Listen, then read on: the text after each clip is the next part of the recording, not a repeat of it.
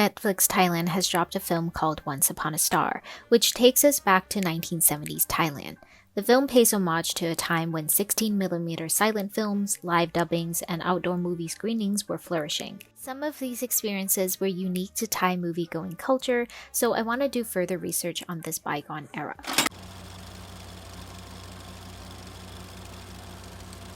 The first evidence of cinema arriving in Thailand was recorded in 1897, during the reign of King Rama V. It was a newspaper ad which was promoting a screening by the S.G. Markovsky Traveling Theatre Company. In the early stages, the company screened a movie indoors at Mom Chao Alangan Theatre, but after receiving much interest from the public, it decided to take the party outdoors, where there would be more public seatings for the audience.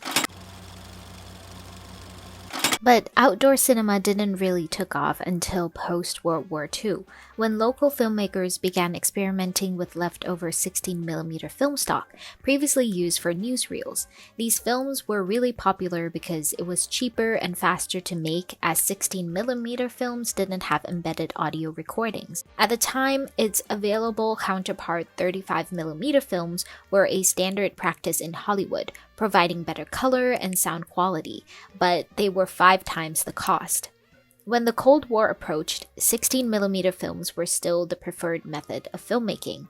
It made entertainment more accessible. Thailand being a US base in Southeast Asia also means anti-communist flicks and propaganda films were being produced and introduced to the whole nation.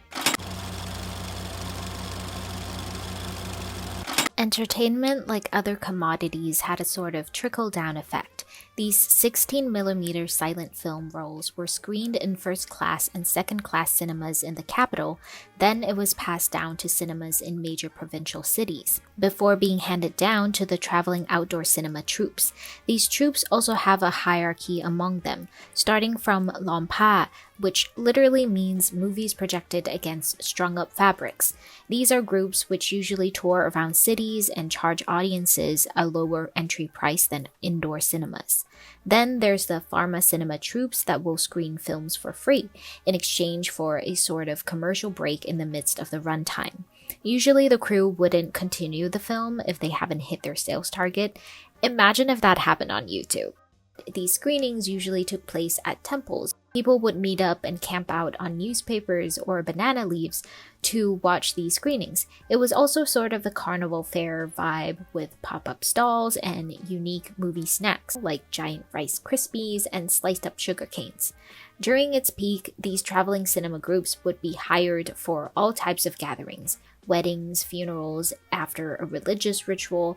It was a way to show off the host's wealth and give easy entertainment to the guests. Sometimes they'd even screen 2 films side by side as a sort of competition on which team will be able to win over more audiences. The pharma cinema groups usually got films that are from the bottom of the barrel, so to speak. There were a lot of defects and problems during the screenings, but what made the entire experience unique and charming are the live dubbers.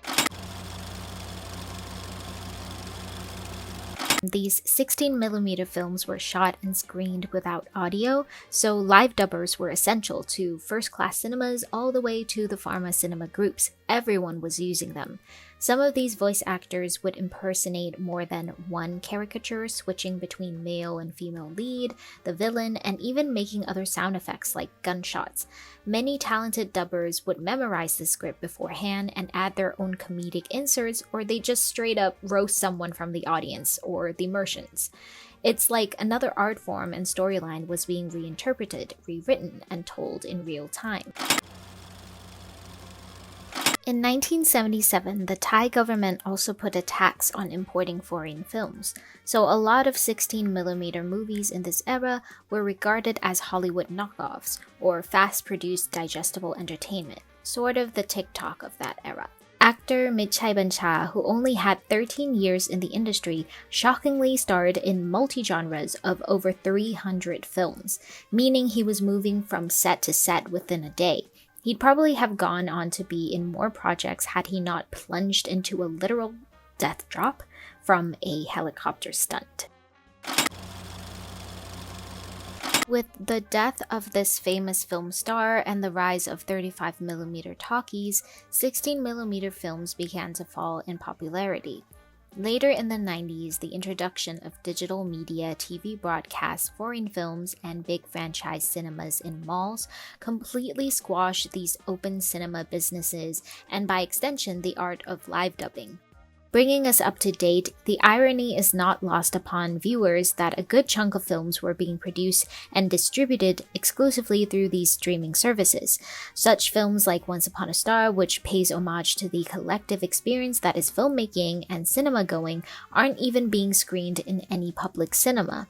There's a quote at the end of the film which probably serves as the director's opinion towards the changing tides of the industry. Times have changed. If I don't move forward, then I'm betraying the job that I love.